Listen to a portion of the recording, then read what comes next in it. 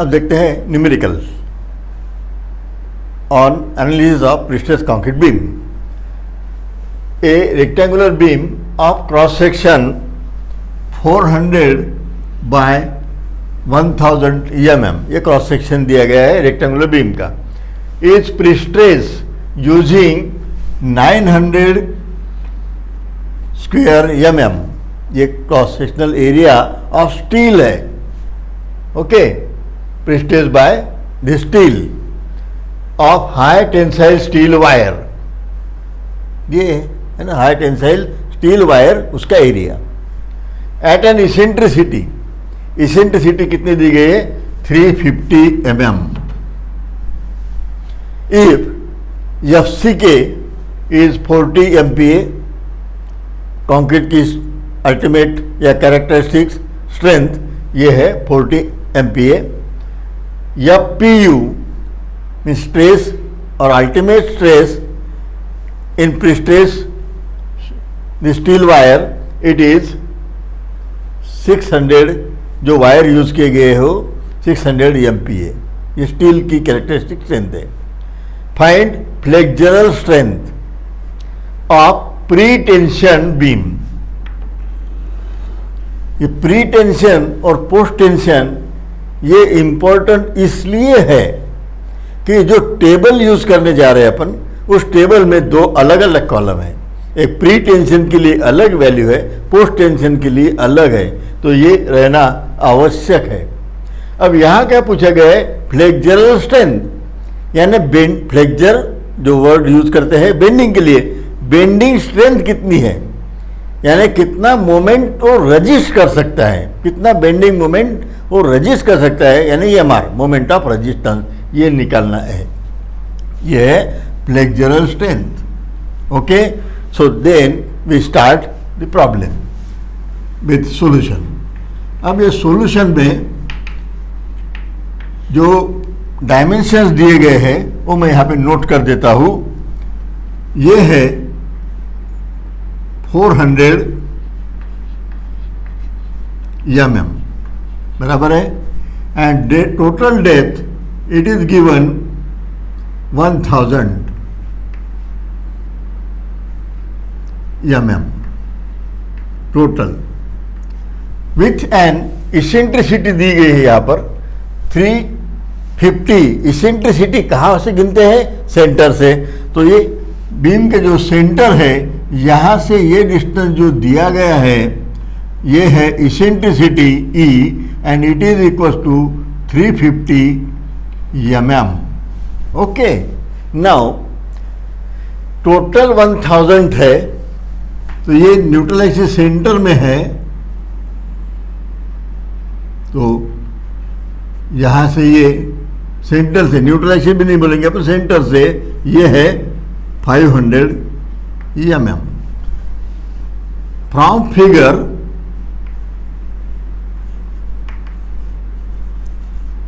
D is equal to 500 plus 350, it is equal to 850 mm। ये है D की value जो अपने को लगेंगी, effective depth. Okay, neutral axis नहीं हो, ये यहाँ से ये डिस्टेंस गिना अपने टॉप से कितना होगा, तो ये 850। ओके, नाउ अब अपने को पूछा क्या गया है, फ्लेक्सरल स्ट्रेंथ, पहले उसका इक्वेशन लिख देते हैं। So here flexural strength it is nothing but moment of resistance. So MR is equal to basic formula. We know tension into arm of the couple, है ना, into arm. यह है moment, moment is equal to force, couple होती है, वो पहले मैं बता चुका हूँ। ओके, कपल में क्या एक फोर्स टेंशन ले लिया है और आर्म ऑफ द कपल से मल्टीप्लाई कर दिया है, बराबर है। इसी बेस पर ये इक्वेशन अपने को लिखते आना चाहिए। Tensile force is equal to stress into area. So here F stands for stress, then P, okay, then bending stress और bending strength, okay, multiply by area of prestressing steel, हो गया, ये हो गया stress into area that is force T। अब arm कितना रहता है, arm of the couple is equal to D minus 0.42 XU। ये इक्वेशन है अपने को ऑपरेट करना। ये जो इक्वेशन है इसको अपने को ऑपरेट करना है, ओके। अभी एक एक वैल्यूज निकालते हैं। ये जो वैल्यू है और XU की वैल्यू, ये दोनों वैल्यू IS कोड से लेना है। तो IS कोड ऑपरेट करने के लिए अपने को चाहिए the value of certain equation. वो जो इक्वेशन है वो क्या है, F APS F PU divided by BD F CK। ये इक्वेशन से पहले ये इक्वेशन IS ने दिया है, अपन इसका कोई कंसेप्ट यूज करने की जरूरत नहीं है। ये इक्वेशन से एक वैल्यू मिलेंगी। अब इस इक्वेशन में वैल्यूज पुट करते हैं। एरिया ऑफ स्टील कितना है, ये स्टील का area 900, okay, multiply bye F PU ultimate strength या तो फिर characteristic strength 1600 1600 divide by BD, B is 400, okay, D is D, just we have computed 850, okay, FCK is 40, so here 40. When we solve this, we will get the value 0.10, ये value मिल गई अपने को। अब ये value अगर पता है तो करस्पॉन्डिंग वैल्यू जो IS टेबल में दी गई है वो वैल्यू क्या होगी। अब IS ने इसके करस्पॉन्डिंग वैल्यूज दी गई है टेबल में, प्री टेंशन के लिए और पोस्ट टेंशन के लिए। प्री टेंशन है अपना। अब जो इसके बेस पर IS ने जो वैल्यू दी है, मैंने एक टेबल यहाँ पे IS का कैसे है या फिर एग्जाम में रहा तो फिर अपने को इंटरपोलेशन बोलो या डायरेक्ट वैल्यू ये निकालते आना चाहिए, इसलिए मैं टेबल बता रहा हूँ। IS में ऐसा टेबल दिया है, ये है APS by FPU by BD FCK, ये ओके। इसके नीचे कॉलम ये वैल्यू आने वाली है। पहली वैल्यू 0.025 और ऐसे 0.05 0.1, फिर बाद में आएगा 0.15 ऐसे, ये टेबल, ये कॉलम। अब यहाँ पर जो दूसरा इक्वेशन है FPB बाय 0.87 FPU, इसकी वैल्यू ओके प्री टेंशन में और पोस्ट टेंशन में। ये प्री टेंशन और पोस्ट टेंशन, प्री टेंशन का अलग कॉलम, पोस्ट टेंशन का अलग कॉलम। अब ये करस्पॉन्डिंग वैल्यू मैंने लिखी नहीं है क्योंकि अपने को ये नहीं चाहिए, अपने को ये वैल्यू चाहिए, इसकी वैल्यू ये आई है। उसके सामने की वैल्यूज क्या है ये मैंने सिर्फ यहाँ पे नोट किए, यहाँ पर में वैल्यूज है तो ये चाहिए।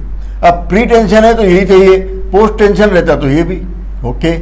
वैसे ही ये एक दिया हुआ है दूसरा, ओके। ये कॉलम को और स्प्लिट किया गया, प्री टेंशन पोस्ट टेंशन। ये वैल्यूज अपने को नहीं चाहिए, ये भी पोस्ट टेंशन नहीं है तो पोस्ट टेंशन की कोई वैल्यू नहीं चाहिए। ये वैल्यू ये मैंने डायरेक्ट लिखी है।